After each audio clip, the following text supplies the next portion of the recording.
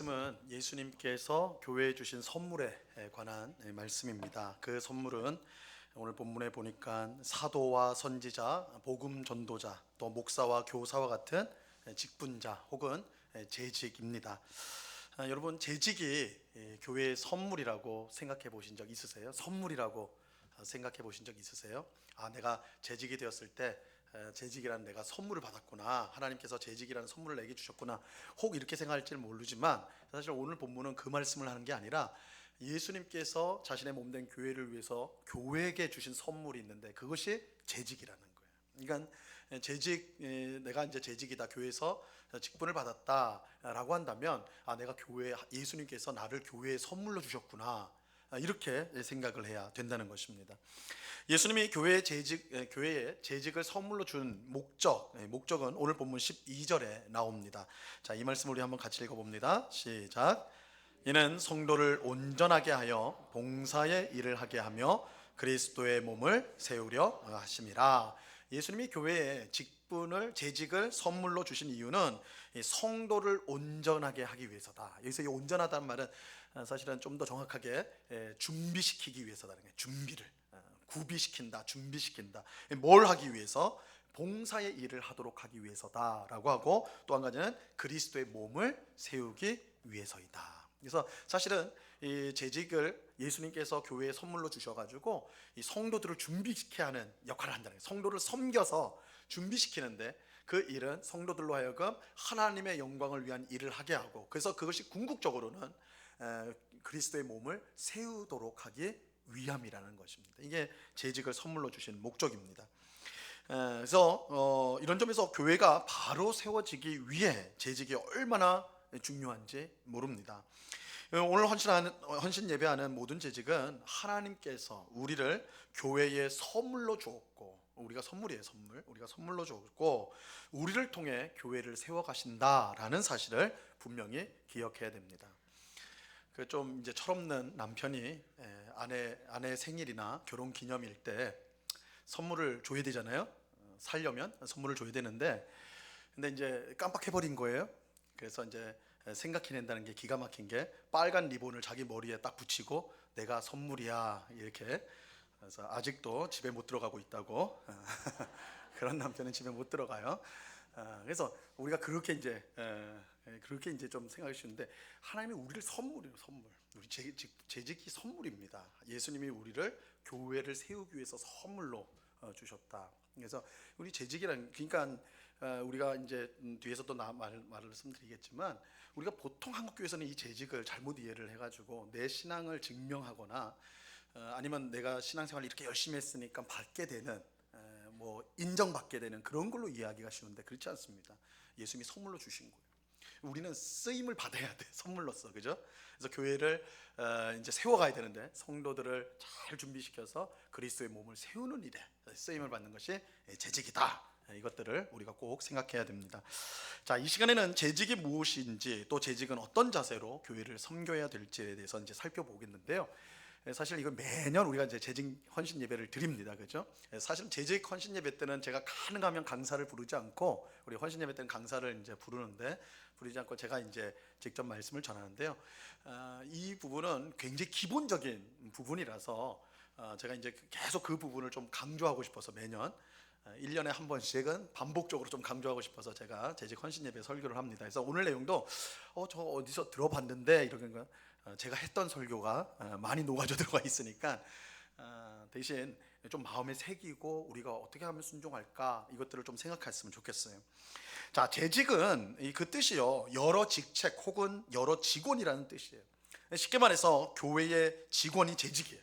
재직은 교회 직원입니다. 근데 우리는 이제 교회 직원이라고 하면 바로 교회에서 사례를 받는 목사나 전도사나 이런 이렇게 이제 교회에서 일하는 사람을로만 생각하기가 쉽습니다. 그런데 그렇지 않아요. 예수님께서 자신의 몸된 교회를 세워가기 위해 임명한 모든 사람이 교회의 직원이에요. 이게 재직이에요. 직원. 물론 교회 직원 안에 구분이 있습니다. 구분이 있어요. 그래서 장로교 헌법에 보면 여러 종류의 이제 직원이 나오게 되는데요. 4가지로 구분을 해요. 그래서 첫 번째로는 기초 직원이 있습니다. 교회의 기초 직원. 이 말은 교회를 이루는, 교회를 세우는데 기초가 되는 직원이라는 것이죠. 굉장히 중요한 바탕이 되는, 이제 뭐 기초가 되는 그야말로 그런 직원인데, 그것은 사도직과 선지자직이에요. 사도직과 선지자직. 그래서 에베소서 2장에 보면 교회는, 너희는 사도들과 선지자들의 터 위에 세워졌다, 이렇게 말씀하거든요. 그래서 사도들과 선지자들을 기초 직원이라고 합니다. 이 직원의 특징은 더 이상 반복되지 않아요. 계승되지 않습니다. 그래서 처음 예수님이 세웠던 그 사도들, 신약 시대 때 활동했던 그 선지자들이 그냥 기초를 이루어서 그 위에 이제 교회가 세워져 가기 때문에 이미 기초가 이루어진 거예요. 그래서 더 이상 사도와 선지자들이 나오지 않습니다. 그래서 오늘날 내가 사도요, 내가 선지자요 하는 사람은 그냥 지나치시면 돼요. 엉터리인 거예요.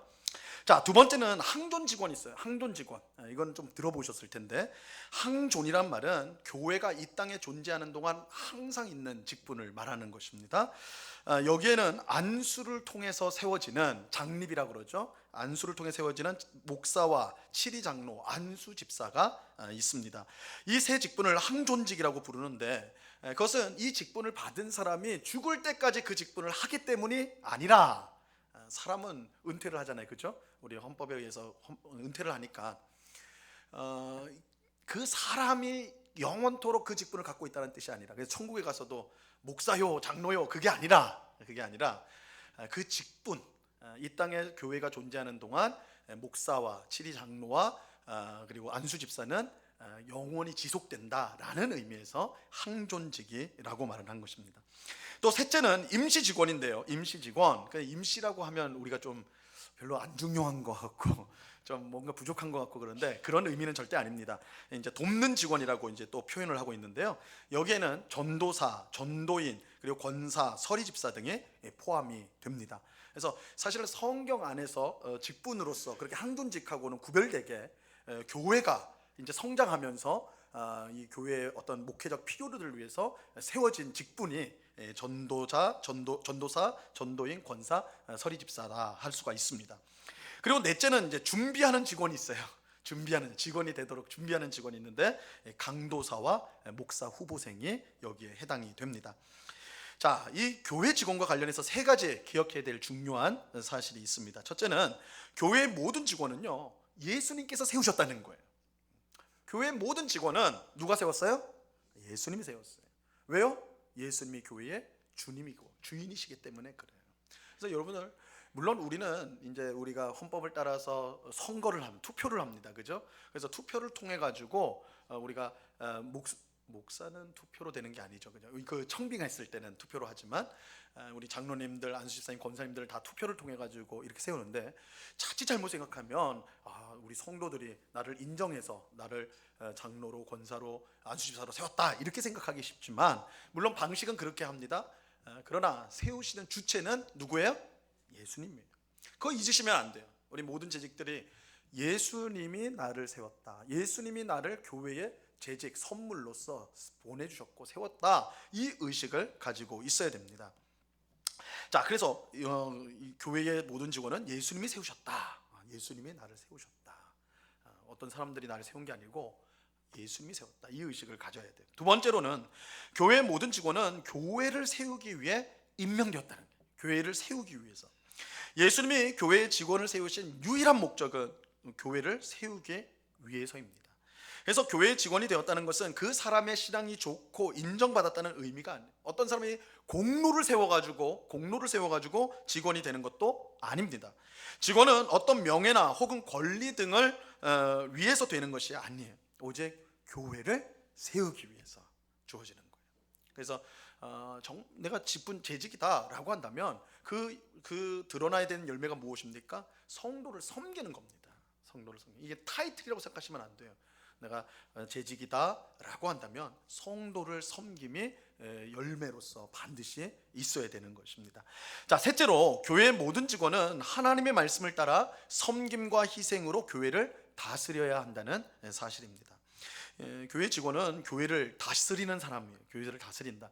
근데 이 다스린다 하면 우리는 그렇게 좋은 인상이 아니에요, 그죠? 다스린다고 하면 마치 무슨 힘을 가지고 권위를 가지고 막 누르는 것처럼 이렇게 이제 생각하기 쉬운데 그렇지 않습니다.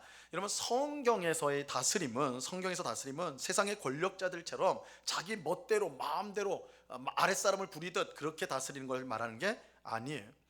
교회에는 그런 권력이 존재하지 않습니다. 왜냐하면 교회의 주인이신 예수님께서 그렇게 다스리지 않기 때문에 그래요.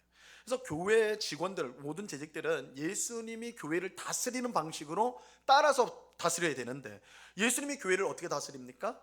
자기를 십자가에 내어줌으로써 다스리세요. 그렇죠? 예수님이 나 하나님의 아들인데 내 말 안 들어? 이렇게 하지 않으시죠.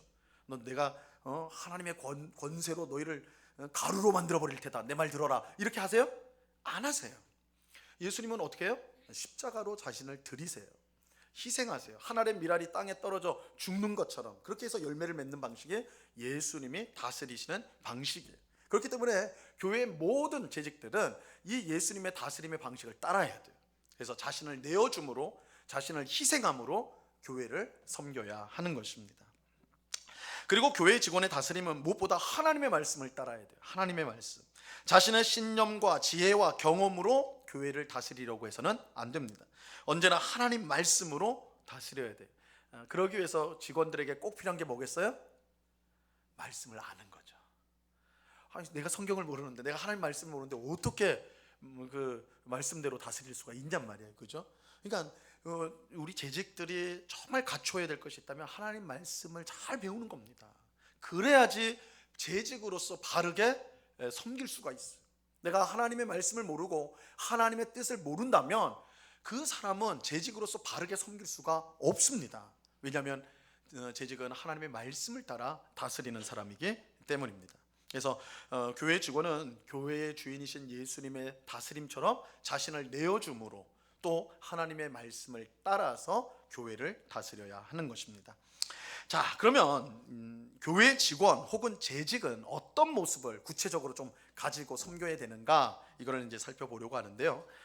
이거는 이제 제가 몇 번 사실은 말씀을 드린 건데, 우리 아시는지 모르겠지만 우리 교회는 재직 10계명이 있습니다. 우리가 10계명 얘기 지금 올해 진짜 많이 하고 있는데, 재직 10계명도 제가 있어요. 이거는 하나님이 시내산에서 모세를 통해 준 건 아니고 제가 기도하면서 써본 거예요. 그러니까 엄청난 권위가 있는 건 아니고, 근데 제가 보니까 이거 괜찮은 것 같아요. 그래서 제가 매년 지금 설교를 하고 있으면 10가지인데 꼭 좀 올해도 기억하고 한번 순종과 실천을 한번 해보자고요. 자, 첫 번째, 우리 한번 같이 한번 읽어보겠습니다. 시작. 유능한 재직보다 충성하는 재직이 됩시다. 재직은 일하는 사람이에요. 교회를 세우는 일을 합니다. 그렇기 때문에 능력이 있어야 되고 유능해야 돼요. 일을 하려면 능력이 있어 하고 유능해야 되겠죠. 하지만 능력이 전부가 아니에요. 사실 하나님께서 우리 재직에게 가장 원하는 것, 가장 요구하는 것이 있다면 그건 능력이 아니라 충성입니다. 충성이에요. 고린도전서 4장 2절 말씀인데요, 같이 읽습니다. 시작. 그리고 맡은 자에게 구할 것은 충성이니라. 그죠? 맡은 자에게 구할 것은, 이렇게 하니까 좀 이것도 애매한데, 구하시는 것은, 하나님이 요구하시는 것은이에요. 재직에게 하나님이 요구하시는 건 뭐라고요? 충성이에요. 능력보다, 다른 것보다 앞서는 게 충성입니다. 충성. 여러분, 능력은요 하나님께로부터 와요. 그래서 무능한 사람도 하나님 얼마든지 유능하게 사용하세요. 하나님 능력 주시면 씁니다. 그죠? 돈이 없어도요 하나님이 쓰시는데 불편함이 없어요. 하나님이 돈은 제일 많이 갖고 계세요. 많이 못 배웠어도 교회를 섬기는데 전혀 지장이 없습니다. 하나님이 채워 주시기 때문입니다. 하지만 충성된 마음이 없으면 이건 문제예요. 충성된 마음이 없으면 제대로 된 재직이 될 수가 없어요. 여러분, 충성이 무엇입니까? 주님을 의지하면서 맡겨진 일을 묵묵히 수행하는 것을 충성이라고 말합니다. 상황이 어렵다고 해서, 형편이 여의치 않다고 해서 포기하는 것이 아니라, 하나님께서 일을 맡겨주셨으면 능력도 주실 것을 믿고 묵묵히 그 자리에 있는 거예요. 이게 충성입니다. 내 힘으로 하려는 것 아니고, 내가 가진 것으로 하려는 것 아니고, 하나님이 이 자리에 나를 불러주셨다면 거기에 합당한 능력, 필요한 것들을 주실 것이라고 믿고 그 자리에서 내가 할 수 있는 최선을 다하는 것, 이게 충성입니다. 바울은 하나님께서 자신을 충성되이 여겼다는 사실에 감사를 드렸어요. 디모데전서 1장 12절입니다. 같이 읽습니다. 시작. 나를 능하게 하신 그리스도 예수 우리 주께 내가 감사함은 나를 충성되이 여겨 내게 직분을 맡기심이니. 나를 충성되이 여겼다. 얼마나 이 귀한 고백입니까, 그죠? 여러분, 하나님이 어떤 사람을 기쁘게 사용하세요? 충성된 사람입니다. 충성된 사람. 근데 우리는 자꾸 이제 엉뚱한 얘기를 하죠. 하나님 돈을 좀 원하는 만큼만 좀 제가 바란 만큼만 주시면 제가 아주 주님을 위해서 그냥 다 바치겠습니다. 힘있게 하겠습니다. 그죠? 주님 저한테 좀 시간 좀 주시면 너무 바빠서 내가 뭘 할 수가 없네요. 시간 좀 여유 있게 주시면 내가 주님을 위해 열심히 일하겠습니다. 주님 건강 주시면 내가 이렇게 막 걸어다니기도 힘든데 어떻게 주의 일을 합니까? 건강 주시면 제가 주의 일을 하겠습니다. 우리 그런 거 많이 하잖아요. 이런 조건들을 제시하고 하나님 충족시켜주면 정말 하나님 위해서 열심히 할게요. 이렇게 하잖아요. 여러분, 하나님의 일은요, 조건이 충족됐을 때, 내가 바라는 조건들이 완성됐을 때 하는 게 아닙니다. 하나님의 일은 언제예요? 불러주셨을 때 하는 거예요. 하나님이 해라 라고 하실 때 그 자리에 있는 겁니다. 그리고 그 자리에서 드리는 거예요. 능력이 없으면 능력을 구하며 하는 것입니다. 부족하면 채워달라고 기도하면서 하는 것입니다. 세상의 일은 유능한 사람들이 더 잘 해내요. 하지만 교회 일은 충성된 사람이 더 잘합니다. 하나님은 일의 결과와 상관없이 우리가 충성하면 그것을 기쁘게 받으십니다. 하나님이 기뻐하시는 것이 충성이라는 사실을 꼭 깨닫고 모든 재직이 하나님께서 맡겨주신 일들을 묵묵히 감당할 수 있기를 바랍니다. 여러분, 충성된 재직은요, 맡겨주신 일을 나중으로 미루지 않아요. 나중에 형편이 좀 나아지면 그때 할게요, 그렇게 말하지 않습니다. 부족하면 부족한 대로 하나님께서 은혜를 주실 줄 믿고 기도하며 감당하는 거예요. 이것이 하나님께서 기뻐하시는 충성의 모습인 것입니다. 자, 모든 재직들이 유능한 재직이 되려고 하기보다 하나님이 기뻐하시는 충성된 재직이 될 수 있기를 간절히 바랍니다. 자, 두 번째는 우리 같이 한번 두 번째도 읽어봅니다. 시작. 일보다 예배를 소중히 여기는 재직이 됩시다. 재직은 일하는 사람이죠. 일하는 사람이에요. 하지만 그냥 일이 아니라 하나님의 일을 하는 사람이에요. 꼭 기억하세요. 하나님의 일을 하는, 우리는 그냥 일을 하는 사람이 아니라 하나님의 일을 해요. 여러분, 하나님의 일을 한다라는 것이 굉장히 중요합니다. 왜냐하면 하나님의 일은 세상의 일과 다르기 때문에 그래요. 요한복음 6장에 보면 사람들이 예수님께 와가지고 질문을 해요. 우리가 어떻게 하여야 하나님의 일을 할 수 있습니까? 하나님의 일이 뭡니까? 우리가 그것 좀 하고 싶은데 하나님의 일이 무엇입니까? 물어요. 이때 예수님은 그래? 그러면 주일학교 교사를 해라. 그래? 성가대 서라. 그래? 주차장 봉사해라. 이렇게 말씀하지 않으셨어요. 요한복음 6장 29절에서 예수님이 이렇게 말씀합니다. 같이 읽습니다. 시작. 예수께서 대답하여 이르시되 하나님께서 보내신 이를 믿는 것이 하나님의 일이니라 하시니. 하나님의 일이 뭐예요? 하나님의 일이 뭐예요? 예수님 믿는 거예요. 그죠? 왜 이렇게 자신이 없어요? 좀 자신감을 가지고 대답을 하셨대요. 제가 그랬잖아요. 교회는 너무 좋은 곳이라고. 틀려도 뭐라고 안 한다. 제가 눈치껏 맞으셨습니다 그렇게 하니까 자신 있게 하세요. 하나님의 일은 하나님이 보내신 자 예수 그리스도를 믿는 거예요. 믿는 게 하나님의 일이에요. 예수님을 제대로 믿는 게 하나님의 일이에요. 이런 점에서 그저 분주하게 봉사한다고 해서 그 자체로 일을 잘하는 것은 아니에요. 하나님의 일을 하려면 먼저 예수님을 잘 믿어야 돼요. 근데 예수님을 잘 믿으려면 예수님 말씀을 잘 들어야 돼요. 그죠? 그래야지 무슨 일을 할지 아는 거 아니에요. 우리가 이 제일 골치 아픈 사람이 말은 안 들으면서 열심히 있는 사람이에요. 그죠? 지시를 받아야지 그 지시를 한 대로 열심히 하면 성과가 나는 건데 말을 안 들어. 그리고는 자기 딴에 열심히 해요. 그러면 일이 더 꼬여지고 힘들어지는 거예요. 그죠? 먼저는 잘 들어야 돼요. 잘 듣는 거. 그래서 예수님을 잘 믿는 것, 예수님의 말씀을 잘 듣는 것이 하나님의 일이에요. 하나님의 일. 그래서 그렇게 해가지고 이제 봉사하는 거, 그게 정말 귀한 일이죠. 우리가 너무나 잘 아는 얘기입니다. 누가복음 10장에 보면 마르다, 마리아 자매 얘기가 나오잖아요. 예수님이 그 집에 신방을 간 거예요. 예수님이 신방 오면 얼마나 행복합니까? 얼마나 좋을까요? 여러분, 예수님 신방하면 어떠실 것 같아요? 집에 오지 말라고 할 거죠. 청소해야 된다고. 그건 아니겠죠. 예수님 오신다 그러면 야 이거는 뭐 그잖아요. 이 마르다 마리아 자매가 똑같았어요. 또 오시니까 너무너무 기쁜 거예요. 너무. 근데 이제 장녀인 마르다는 책임감이 있어요. 그래서 일생일대 예수님이 우리 집에 오셨으니까 그러면 예수님께 정말 기가 막힌 음식을 좀 대접해야 되겠다. 예수님 요즘에 피곤하신 것 같은데 좀 맛있는 거 좀 해드려야 되겠다. 부엌에 들어가서 이제 그때부터 지지고 볶는 거예요. 근데 이제 식사 대접을 하려고 막 열심히 하다 보면 일손이 항상 부족한 거거든요. 근데 동생이 안 보여. 동생이 막 열심히 처음에 하다가 몰랐는데 동생이 안 보여요. 그래서 이 녀석 어딨나 해가지고 쳐다보니까 예수님하고 같이 있는데 예수님 발 밑에 앉아가지고 예수님 말 듣고 있는 거예요. 그냥 가만히 가르침을 받는 거예요. 이제 뿔이 나는 거예요. 뿔이.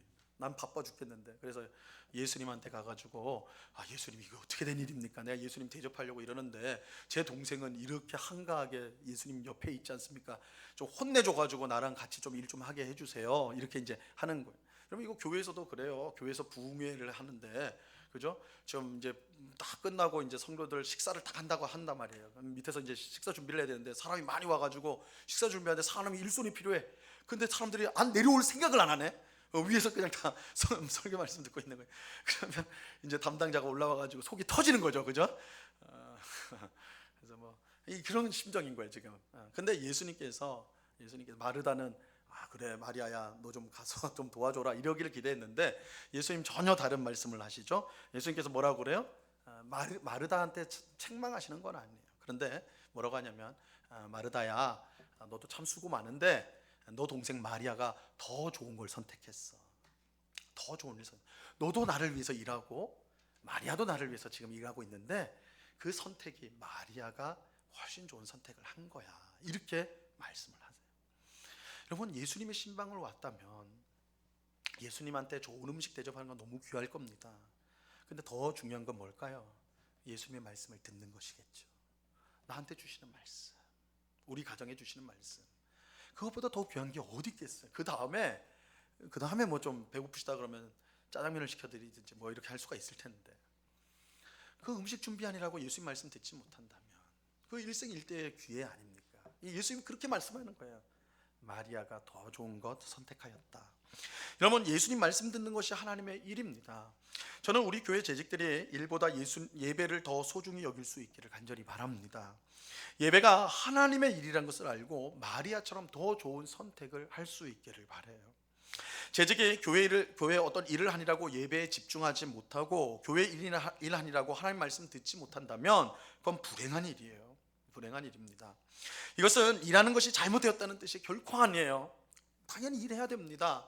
그러나 그것 때문에 예배의 자리를 놓치고 말씀을 듣지 못한다면 그건 나중에는 문제가 발생해요. 반드시 문제가 발생합니다. 그래서 하나님의 본질적인 일이 뭐냐? 먼저는 예수님 앞에 나가는 것이요 예배하는 것이요 그 말씀을 듣는 것이다. 이것이 진짜 본질적으로 우리가 힘써야 될 하나님의 일이다. 그래서 우리 모든 재직들이 예배하는 일을 무엇보다 우선시하고 최선을 다할 수 있기를 간절히 바랍니다. 자, 세 번째는 이제 이렇게 말하니까 아멘이 안 나오는 걸로 봐서는 계속 그냥 예배는 예배고 일은 하겠다 이건 같은데, 자 3번입니다. 같이 한번 읽어봅니다. 시작. 입은 작고 귀는 큰 재직이 됩시다. 그죠? 옆에 사람 쳐다볼 필요는 없어요. 저 사람 왜 이래 입이 커? 귀가 크네. 부처님 귀인가? 그 말 하는 거 아니죠? 자, 야고보서 3장 19절 말씀입니다. 같이 읽습니다. 시작. 내 사랑하는 형제들아, 잘못 나왔네요. 제가 읽겠습니다. 내 사랑하는 형제들아, 너희가 알지니 사람마다 듣기는 속히 하고 말하기는 더디하며 성내기도 더디하라. 재직의 입은요 작아야 됩니다. 이 말은 입을 오물이란 뜻은 절대 아닙니다. 그런 뜻이 아니고 말을 적게 해야 된다는 거예요. 대신 재직의 귀는 커야 돼요. 잘 들어줘야 된단 말이에요. 잘 들어줘야 된단 말입니다. 교회에서 새신자가 문제를 일으키는 경우는 많지 않습니다. 이단에서 보낸 그런 사람이 들어오지 않는 한 새신자가 문제를 일으킨 거는 전 거의 보지 못했어요. 새신자가 문제되는 경우는 거의 없습니다. 교회의 문제는 대부분 재직들이 일으킵니다. 물론 목사도 많이 일으킵니다. 근데 어떨 때 문제가 일어나냐면 서로가 하는 말을 듣지 않고 자기 말만 하려고 하기 때문에 문제가 발생합니다. 제가 이제 교회 생활을 오래 하면서 성도들끼리 이제 다툼이 일어나는 경우들을 제가 이제 봤는데, 많이 보았는데, 재밌는 것은 정말 서로가 완전히 생각이 달라가지고 보는 관점이 완전히 달라가지고 다투는 경우가 생각보다 많지는 않아요. 그런 경우가 있긴 합니다. 어떤 사안을 볼 때 완전히 다르게 봐요. 그러기 위해서 이제 다툼이 일어나는 그런 경우도 물론 있어요. 근데 대부분의 경우는 그렇지 않더라고요. 그렇지 않아요. 사실은 비슷한 생각을 갖고 있어요.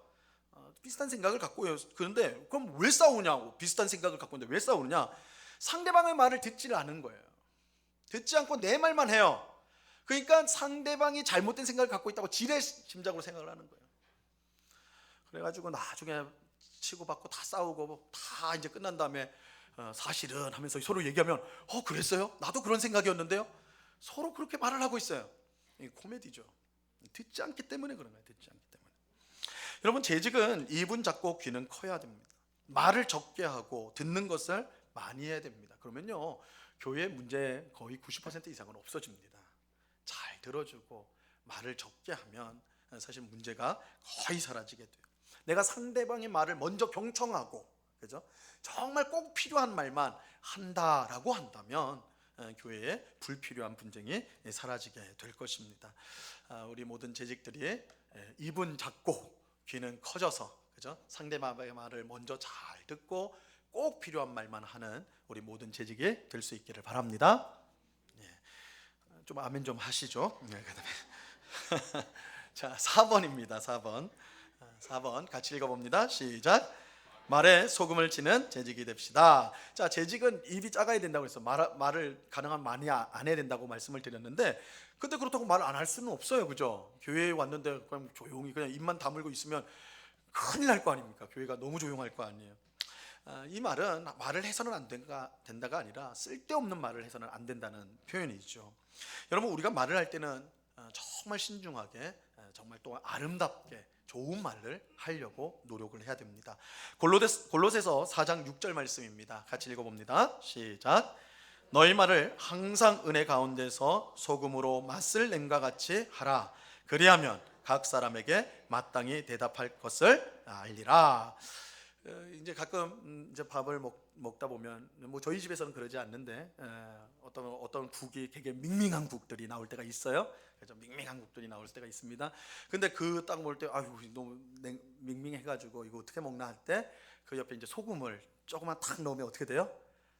간이 탁 그저 맞아지면 기가 막힌 국이 되는 거예요. 그러니까 소금 몇 스푼으로도 이 맛이 확 변하게 되는 것입니다. 여러분, 우리의 말도 마찬가지예요. 내용이 무거운 말이라도 마치 밍밍한 국에 이 소금을 치듯이 상대방을 배려하고 사랑으로 격려하면서 말을 하면 상대방에게 좋게 들려요. 좋게 들립니다. 그래서 나는 성격이 돌려서 말을 못해.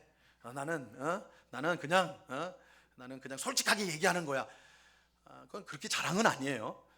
이렇게 솔직하게 말해서 상대방 속을 다 긁어놓고 찢어놓고 그러면 안 되겠죠, 그죠? 물론 그렇다고 다 빙빙 돌려서 해야 된다 이 말은 아니지만, 우리가 꼭 필요한 말을 할 때에도 그때에도 소금을 치듯, 성경의 말씀처럼 소금을 치듯 정말 그 상황과 여건에 맞게 그 사람을 배려하는 말을 해야 되는 것입니다. 여러분, 상대방이 다 알아요.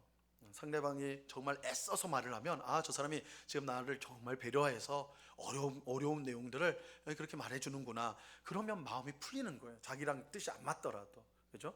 그렇게 말을 해야 된다는 거예요. 여러분, 교회 안에서 받는 상처의 99%는 말입니다. 말. 그래서 친한 사이라 할지라도 그 친한 사람이어서 그냥 쉽게 내뱉은 그 말이요, 비수가 되는 경우가 있어요. 나는 친해서 한 말인데, 나는 우리 너무 잘하니까 한 말인데, 근데 그 말이 내 마음에 비수가 돼서 꽂혀가지고 마음의 상처는요 굉장히 오래 가요. 그 말로 받은 상처가 오래 갑니다. 맞으면 멍든 거는 일주일이면 사라지지만 말로 받은 상처는 굉장히 오래 갑니다. 그래서 그죠? 친하다고 해서 함부로 말하면 안 돼요. 친할수록 또 잘 알수록 그렇게 우리가 말을 아름답게 또 적절하게 그렇게 말을 해야 되는 것입니다. 그럴 때 교회가 아름답게 세워져 갈 수가 있는 것이죠. 그래서 말에 소금을 치는 재직, 우리 말을 할 때 내 말에 소금을 쳐야 되겠구나, 그렇게 말을 할 줄 아는 우리 모두가 될 수 있기를 바랍니다. 끝까지 잘 안 하시는데 아직 5가지가 더 남았으니까. 자, 5번입니다. 5번 같이 읽어봅니다. 시작. 하나님 이야기를 좋아하고 즐겨하는 재직이 됩시다.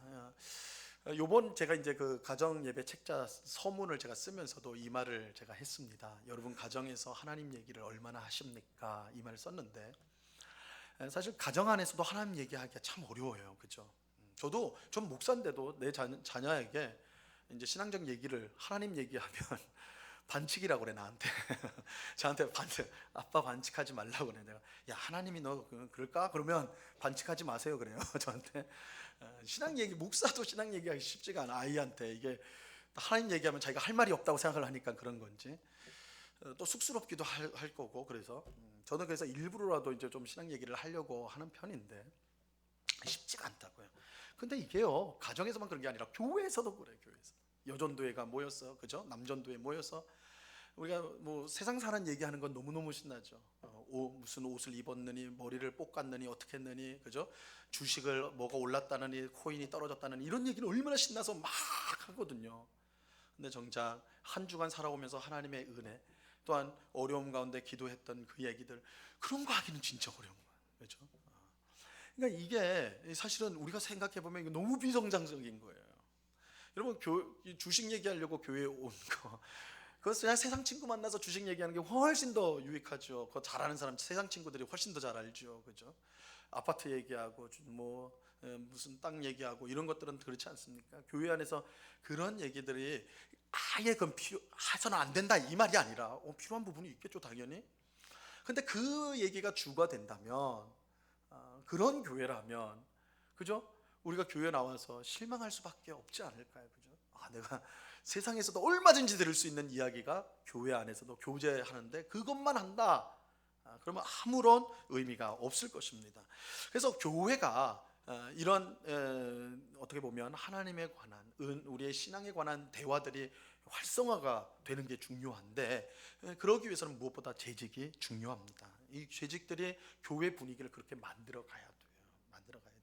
그래서 뭐 신앙 얘기만 교회에서 해야 된다 이 말은 절대 아닙니다. 얼마든지 세상의 얘기들을 우리가 성도들이 같이 당연히 나눌 수 있고 고민도 상담할 수 있고 조언도 할 수 있죠. 근데 그게 주가 돼서는 안 된단 말이에요. 재직들은 우리가 함께 모였을 때 하나님의 은혜에 대해서, 또한 우리가 또한 어려움을 당했을 때 그것을 어떻게 극복할 수 있는지, 신앙에 대한 조언들, 이런 것들을 자연스럽게 할 수 있는 그런 교회 분위기가 되어야 한다는 것이죠.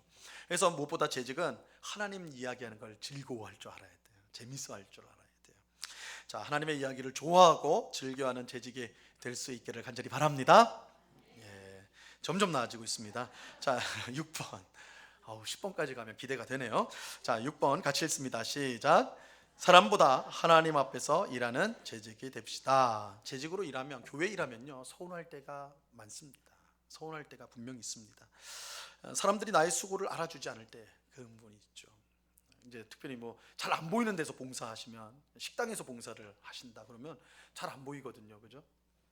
어디서 이제 뭐 어떤 뭐 모임을 섬긴다, 굉장히 힘든 거예요, 사실은. 그죠? 그래서 여전도 회장, 남전도 회장, 이것도 힘듭니다. 회장이라는 이름은 세상에선 되게 좋은 건데 교회 안에서 회장은 진짜 십자가예요. 그죠? 그러니까 힘들다고요. 그런데 사람들이 인정을 안 해주고 몰라주고 이렇게 되면 마음속에 당연히 서운한 마음이 들게 됩니다. 하지만 그럴 때 우리가 누구를 위해 일하는가를 우리는 잊지 말아야 됩니다. 재직은 하나님의 일을 하는 사람입니다. 하나님을 위해서 일하는 사람입니다. 이 의식을 우리가 분명히 가지면 사람들이 좀 몰라줘도 서운하지 않습니다. 하나님은 다 아시기 때문이죠. 여러분, 만약 사람이 알아주지 않아서 하나님 일 못하겠다고 하면요, 이제 사도 바울을 예로 들면, 다른 성경 인물도 마찬가지지만 사도 바울은 진작에 때려쳤을 거예요. 진작에. 이렇게 말하면 또 천국에서 혼날지 모르겠는데, 사울은 멋지게 사역을 한 분이 아닙니다. 평가는 사도 바울의 평가는 진짜 예수님 이후로 정말 이 기독교에 없어서는 안 되는 위대한 사람으로 추앙을 받지만, 실제로 그가 사역을 할 때는 여러분들이 사도행전을 봐도 그렇고 이제 바울 서신 13개를 다 읽어보시면 바울이 막 화려하게 인정받으면서, 소위 이제 오늘날 대형교회 목사들이든지 큰 일을 하는 목사들이 받는 영광과 생각해 보면 사도 바울은 전혀 그렇지 않았어요. 오히려 사도 바울은요 늘 사람들의 오해를 받고, 그래서 자기가 사도라는 것을 증명해야 되는 그런, 어떻게 보면 인간적으로 아주 비참한 처지에 놓일 때가 많았어요. 여러분 고린도 후서 10장부터 13장을 읽어 12장을 읽어보시면 바울이요 변명서가요. 바울이 변명을 합니다. 내가 참 사도가 맞다. 이거 기가 막힌 일이에요. 왜냐하면 바울이 고린도 교회를 개척했어요. 그러니까 개척 목사님이에요. 그 교회를 개척한 목사님이에요. 일대 목사님이에요. 그런데 그러니까 만약에 따지자면 어떤 목사님이 교회를 딱 개척해가지고 이렇게 성장을 했어요.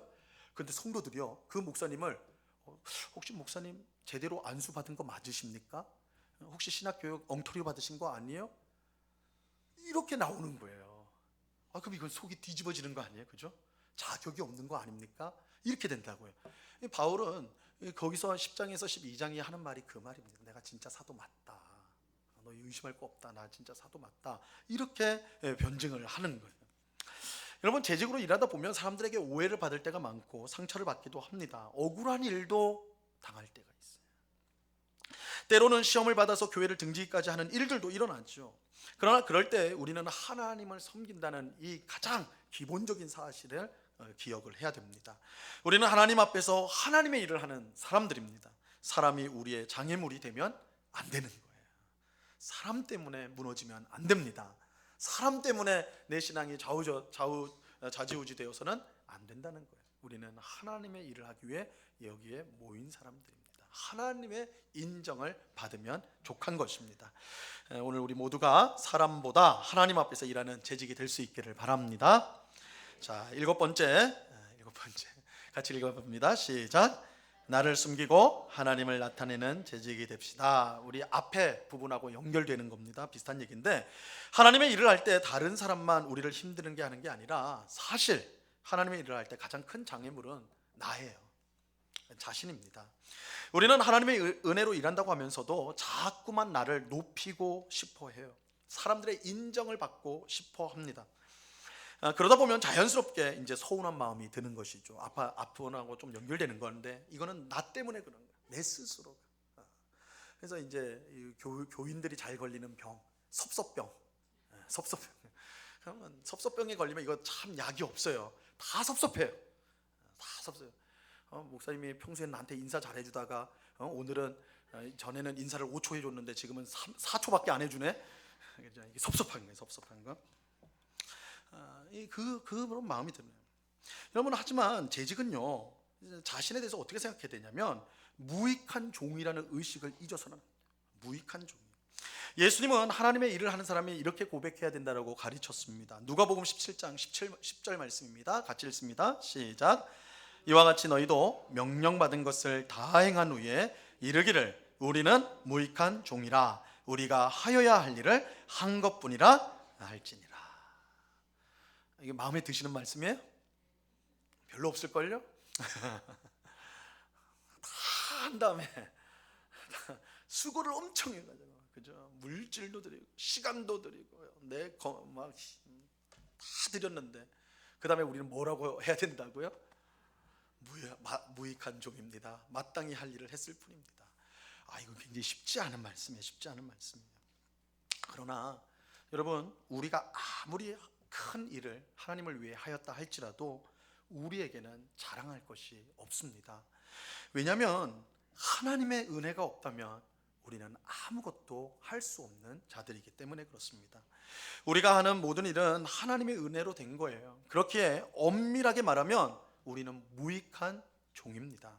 그저 받은 은혜로 해야 될 일을 했을 뿐이에요. 우리가 이러한 정체성을 가지고 일할 때 우리 자신이 하나님의 일을 하는데 방해가 되지 않는 거예요. 그래서 이거는 자신에게 의식화시켜야 돼요. 나는 무익한 종이다. 지금 하는 거는 마땅히 할 일이다. 내가 이렇게 귀한 은혜를 받았는데 내가 이렇게 살지 않는 것이 오히려 이상하지 않은가? 우리 자신을 향해서 계속해서 해야 돼요.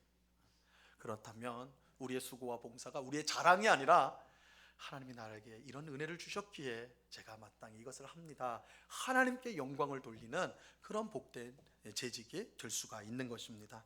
우리 모두가 나를 숨기고 하나님을 나타내는 재직이 될 수 있기를 간절히 바랍니다. 자, 8번째 같이 읽었습니다. 8번째 같이 읽습니다. 시작. 기도하는 재직이 됩시다. 이것은 아무리 강조해도 지나침이 없습니다. 하나님의 일을 한다고 하면서 기도하지 않는 것은 다른 이유가 있어요. 무슨 이유예요? 교만하기 때문입니다. 시간이 없어서가 아니에요. 교만하기 때문에. 자기 힘과 능력으로 얼마든지 하나님의 일을 할 수 있다고 생각하니까 기도하지 않는 것입니다. 하지만 이런 재직 때문에 교회에 문제가 일어나게 되는 거예요. 여러분, 어떤 사람이 기도합니까? 겸손한 사람이 기도합니다. 내가 할 수 없음을, 하나님의 도우심이 없으면 아무것도 할 수 없음을 인정하는 사람이 기도의 자리에 나오게 되는 것입니다.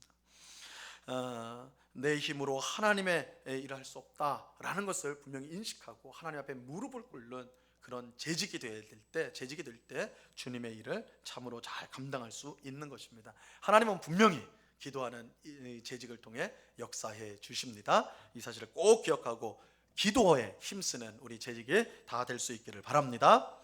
자, 9번째, 또 이제 줄어들기 시작하는데 이제 막판이에요. 막판.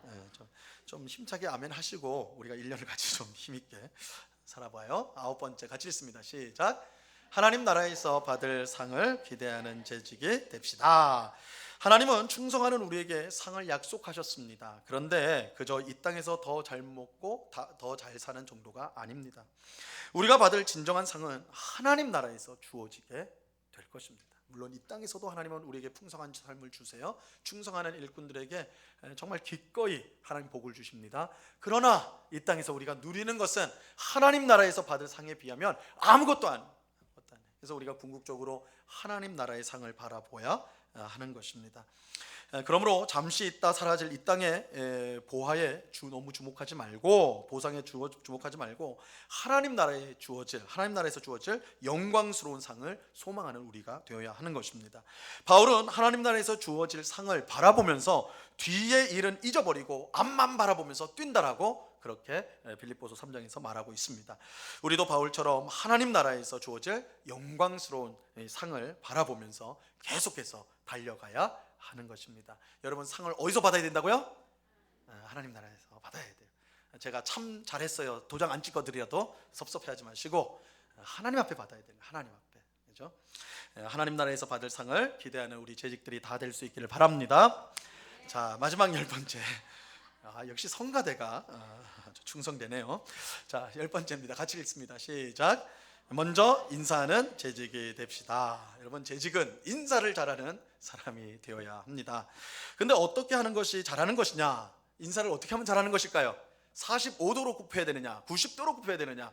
그 말을 하는 것이 아니라, 인사 잘하는 것은요, 먼저 하는 것이 잘하는 것입니다. 상대방을 봤을 때 이 묘한 눈치 싸움이 있어요. 그죠? 내가 나이가 많은데 저 사람이 먼저 해줘야지, 내가 또 딱 해주는 이런 것들이 있지 않습니까? 그죠? 근데 교회에서는 잠시 그런 계급장, 사회의 계급장을 내려놓고 내가 먼저. 저도 그럽니다. 저도 우리 아이들 보면 제가 먼저 인사를 해요. 애들이 막 기겁하고 도망갈 때도 있지만 막 불러요. 애들 인사를 먼저 합니다. 그런 거 없어요. 여기 교회는 하나님 나라를 보여주는 곳 아닙니까? 그죠? 하나님 나라의 계급장이 어디 있습니까? 먼저 인사한 사람이 윗사람입니다. 제가 이제 들은 얘기 중에 군부대에 이제 군대 교회인데 사령관이 굉장히 높은 별이 장군이 그 교회에 이제 새로 부임해가지고 그 군대에 부임해가지고 신자였던 거예요. 그래서 교회를 출석하게 됐어요. 그래서 목사님한테, 군종 목사님한테 내가 뭘 해줄까요? 사령관이니까 다 해줄 수 있잖아요. 교회 건축도 해줄 수 있고, 그죠? 뭐 원하면 다 해줄 수가 있는, 군대에서 사령관은 왕입니다. 거의 다 해줄 수 있어요. 그러니까 제가 목사님 원하시는 거 제가 이루어 드릴게요. 말씀해 주세요. 그냥 목사님 뭐라고 한지 아세요? 교회 건축해 주세요. 뭐 이런 거 안 합니다. 뭐 했냐면 그래요? 그럼 사령관님 다음 주일부터 주보를 나눠 주십시오. 주보를 나눠달라고 부탁을 했대. 주보를 나눠. 사령관이 그 얘기 듣고는 되게 기분이 안 좋았대. 사실은 이 믿음 좋은 분인데도 내가 장군인데 사령관인데 해달라면 교회도 세워줄 텐데 목사가 이게 좀 잘못 생각한 거 아닌가? 그래서 왜 주보, 어쨌든 순종을 했어요. 이 훌륭한 장군님이에요. 그래서 그 다음 주부터 이제 주보를 나눠주기 시작했는데, 실제로 나는 이 실화예요. 나눠주기 시작했는데 그 교회가 몇 주가 안 돼가지고 온 부대원들이 교회를 다 다니게 됐다는 거예요. 이유가 뭐냐? 장군한테 인사 한번 받아보자. 장군이 딱 교회 오면 주보 나눠줄 때 뻣뻣하게 주보 안 주잖아요. 그죠? 우리 교회도 우리 안내하시는 분들이 먼저 상냥하게 인사하면서 주지 않습니까? 그죠? 장군이 먼저 인사하면서 어서 오십시오 이렇게 하니까 장군한테 어떻게 인사를 받아요, 군대에서. 그죠? 장군한테 인사 한번 받아보자 해서 교회가 모든 부대원들이 다 출석하는 그런 교회로 부흥하게 됐다고. 인사가 굉장히 중요해요. 새 가족이 왔을 때 가장 먼저 보는 게, 물론 목사가 전한 말씀이나 예배 분위기도 중요합니다. 그런 얘기를 많이 하긴 하는데 제일 많이 말하는 게 분위기 얘기를 해요. 분위기 얘기를. 그래서 인사 잘하고 막 이렇게 하면 따뜻한, 그리고 반겨주는.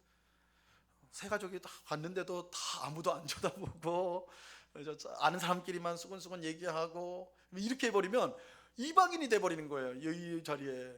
그죠? 100여 명이 있는 그 자리에 나 혼자 섬이에요. 그럼 그런 교회 오고 싶겠습니까? 그런 교회 다니고 싶겠어요? 그러지 않을 거라고요. 그래서 우리 재직에 힘써야 될 실천적인 내용 중에 하나는 인사를 잘하는 것입니다. 그래서 여러분들, 교회에서는 인사를 먼저 하는 사람이 윗사람이다 꼭 생각을 하시고 먼저 인사를 하십시오. 그래서 반갑게 인사를 하시고 안부를 물어봐 주시고 잘 지냈냐 해주시고, 그렇게 할 때의 이 교회 분위기가 정말 우리가 말로만 가족 같다 이것이 아니라 참 따뜻하고 가족 같은 그런 교회가 되어져 갈 것입니다.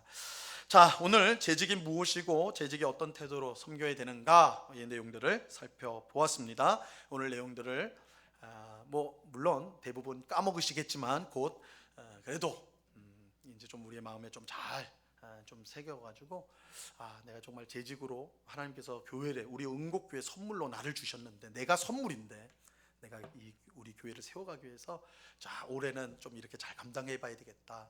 오늘 말씀을 기억하면서 그렇게 다짐하고 또 그렇게 실천해야 한다. 그래서 우리 하나님께 영광을 돌리고 우리 교회를 든든히 세우는 우리 모든 재직 될 수 있기를 우리 주님의 이름으로 간절히 축원합니다. 기도하겠습니다. 하나님 아버지, 감사합니다. 재직 헌신 예배로 하나님께 영광 돌리게 하시니 감사합니다. 주님, 이 재직은 예수님께서 자기 몸된 교회를 위해서 주신 선물입니다. 우리가 선물입니다. 우리를 드리는 것입니다. 우리가 일하는 것입니다. 충성되게 하는 것입니다. 이 사실 꼭 기억하고 하나님을 위해, 또한 성도를 위하여 힘써 봉사함으로, 섬김으로 교회를 온전히 세워가는 저희 모두가 되게 하여 주시옵소서. 우리가 서로 하나님 앞에서 이 선한 일에 힘쓰므로 말미암아 서로를 격려하고 사랑의 말로써, 격려의 말로써 서로 위로하고 세워져 감으로써 정말 아름다운 하나님 나라를 이 지역 가운데 보여주는 그런 복된 교회를 세워가는데 쓰임받는 우리 모든 재직들, 그래서 하나님께 귀한 은혜를 받고 상을 받고 칭찬받는 우리 모든 재직 되게 하여 주시옵소서. 감사하며 예수님의 이름으로 기도드리옵나이다. 아멘.